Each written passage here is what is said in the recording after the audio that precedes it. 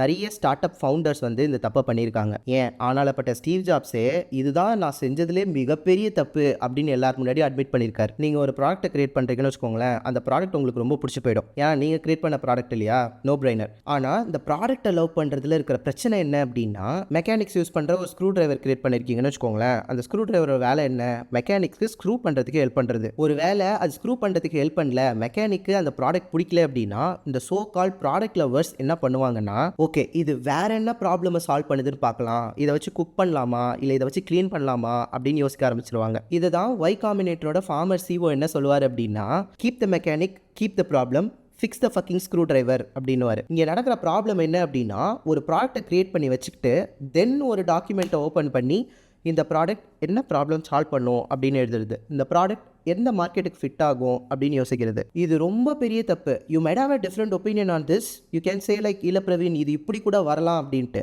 But என்ன கேட்டிங்கன்னா நான் 1000 தடவை கூட சொல்லுவேன், this is wrong. Steve Jobs வந்து அந்த ஸ்டேஜில் என்ன சொல்லியிருப்பார் அப்படின்னா, you got start with customer experience and work backwards to the technology, not the other way around. ஒரு டெக்னாலஜியை கிரியேட் பண்ணி வச்சுக்கிட்டு ஒரு ப்ராடக்ட்டை கிரியேட் பண்ணி வச்சுக்கிட்டு இதை எங்கே செல் பண்ணலான்னு யோசிச்சது தான் நான் வாழ்க்கையில் பண்ண மிகப்பெரிய தப்பு அப்படின்னு சொல்லியிருப்பார். I totally agree with him.